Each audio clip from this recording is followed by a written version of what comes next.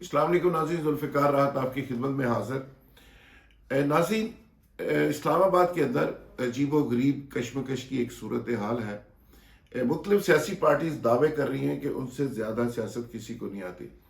बहुत से सियासतदान और बहुत से सियासी पंडित ये दावा करते हुए नजर आते हैं कि इमरान खान को सियासत बिल्कुल नहीं आती, जबकि इमरान खान और उनके करीबी रुफ़का कहते हैं कि अगर इमरान खान को सियासत नहीं आती तो किसी को भी नहीं आती। इमरान खान के कारनामे इतने ज़्यादा गनवाए जाते हैं। दूसरी तरफ शहबाज शरीफ साहब, नवाज शरीफ साहब, जरदारी साहब, सब के सब कह रहे हैं कि 2023 की एक कामयाबी की चिट उनकी जेब में है। पिंडी से इशारा हो चुका है, अमेरिका से दलासा मिल चुका है, लिहाजा वही हुकूमत बनाएंगे। इसमें एक बात तो दुरुस्त है, जो सियासी पंडित कहते हैं कि शहबाज शरीफ साहब ने इसी तरह का 3 साल से लारा लगाया हुआ है अपने लोगों को, और जिसकी वजह से उनकी पार्टी अभी तक नहीं टूटी। बयानिए चेंज होते रहे, तब्दील होते रहे, लेकिन पार्टी कायम है। जरदारी साहब भी इसी तरह अपने लोगों को लारा लगा के बैठे हुए हैं कि 2023 में हम ही हुकूमत बनाएंगे, हमारी ज़रूरत पड़ चुकी है। इमरान खान साहब कहते हैं कि मेरे अलावा कोई ऑप्शन नहीं। पिंडी बहरहाल मेरे साथ है। अभी तक पिंडी किसके साथ है, आगे होगा क्या, इस पे मैं बात करूंगा, लेकिन मैं एक बार हकीकत आपसे शेयर करना चाहता हूं कि पिंडी इस्लामाबाद के करीब है। ये फैक्ट्स है, लेकिन किस सियासतदान के करीब है इस पे हम बात कर लेते हैं। देखें, इमरान खान ने कल जो एहतसाब एडवाइज़र नए लगाए हैं, जिनका आर्मी बैकग्राउंड है, वो कितने काबिल हैं, कैपेसिटी क्या है, एहतसाब कर सकेंगे या नहीं कर सकेंगे, शहजाद अकबर बेहतर थे या वो बेहतर है, इस पे आगे जाके बात करेंगे। सरेदस्त मेरा मकसद ये है कि मैं ये बयान कर सकूं कि कौन किस तरह की सियासत कर रहा है। सबका मरकज पिंडी है, सजदा रेज सब पिंडी की तरफ होते हैं, और सब अपने अपने बड़े गैरतमंदी के बयानिए भी गढ़ कर बैठे हुए हैं। अवाम को चक्कर भी दिया जाता है, अवाम को बड़ी गैरतमंदी की मिसालें भी दी जाती हैं, फौज को इस मुल्क की तबाही का सबसे बड़ा जिम्मेदार भी करार दिया जाता है। फौज इतना बजट खा गई, ये भी रोज हम बातें सुनते हैं, रोज ताने सुनते हैं। लेकिन इन सारी हकीकतों के बावजूद सबके सब सियासतदान पिंडी की तरफ देखते हैं। जूते पॉलिश करने के हवाले से नई नई पॉलिश, नए नए ब्रश लेके इंतजार में बैठे होते हैं कि आप सर जी पैर दे के करो, देखो मैं फिर करना की है, तो मैं उससे बेहतर पॉलिसी हूँ, मैं उससे बेहतर, मैं, यानी ये सारा बेसिकली एक मुकाबला चल रहा है और ताने एक दूसरे को दिए जा रहे हैं। ये नून लीग को थोड़ा सा लारा लगा तो वो वोट दो, वोट को इज्जत दो का बयानिया ही भूल के बैठ गए। खैर, उस पर आते हैं जरा।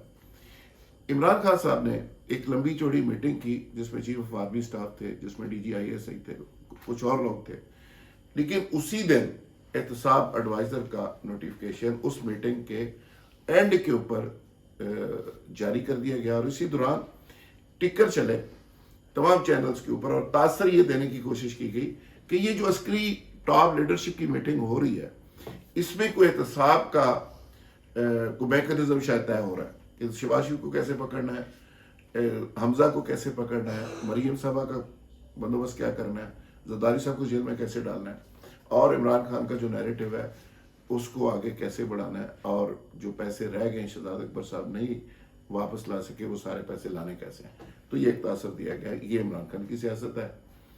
साबित यही किया जा रहा है कि पिंडी वाले साढ़े नाल। अच्छा, दूसरी तरफ शहबाज शरीफ साहब हैं, पिछले 3 साल से लगे हुए हैं। खैर, वो तो सारी उम्र से लगे हुए हैं, लेकिन ये 3 साल जो है, इसमें कभी गाड़ी के पिछली सीट के ऊपर लेट कर गेट नंबर 4 में एंटर होते हैं, कभी किसी सरकारी अफसर के घर में मीटिंग होती है, कभी इस्लामाबाद में एक ऐसी पुरस्कार रोड के ऊपर एक बड़ी बिल्डिंग के अंदर मीटिंग्स होती हैं, कभी वो डायरेक्ट दफ्तर ही चले जाते हैं। तरले मिन्नत की इंतहा करने के बाद भाई को कायल किया जाता है कि मेहरबानी करें बयानिए में हाथ हौला रखें, भतीजी को कायल किया जाता है कि अपने ट्विटर को ज़रा आहिस्ता करें, उसमें से जो आग निकल रही है उसको बेहतर करें।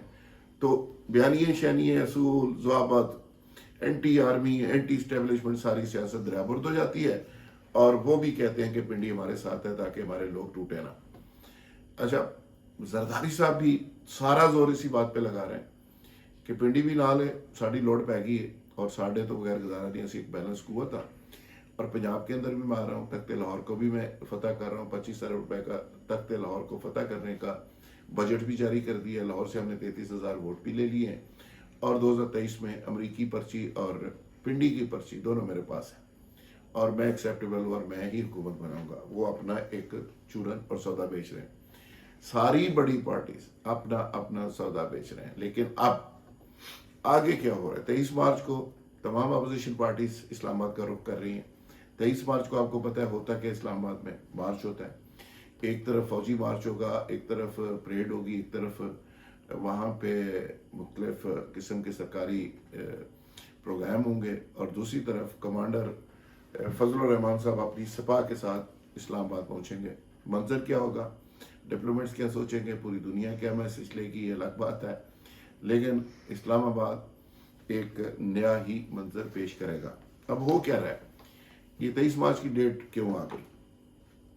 ایک تو میں نے بتایا کہ سارے لوگ سجدہ ریز پنڈی کی طرف ہوتے ہیں، اور پھر کہتے ہیں جی پنڈی والے بڑا ظلم کرتے ہیں، اتنا بجٹ کھا جاتے ہیں، یہ کرتے ہیں، وہ کرتے ہیں، یہ ہمارے چوکیدار ہیں، چوکیدار کا کیا کام ہے سیاست کرنا، ہمیں سیاست سکھاتے ہیں، یہ کرتے ہیں، وہ کرتے ہیں. یہ سارے بلیم گیم صبح شام ہم دیتے ہیں. لیکن معافی بھی ادھر سے مانگتے ہیں، ترلے بھی ادھر سے کرتے ہیں، احتساب سے بچنے کی سفارشیں بھی ادھر سے کرواتے ہیں، اور پھر تمام اپنے امراض کی دوائیاں ادھر سے ہی لیتے ہیں.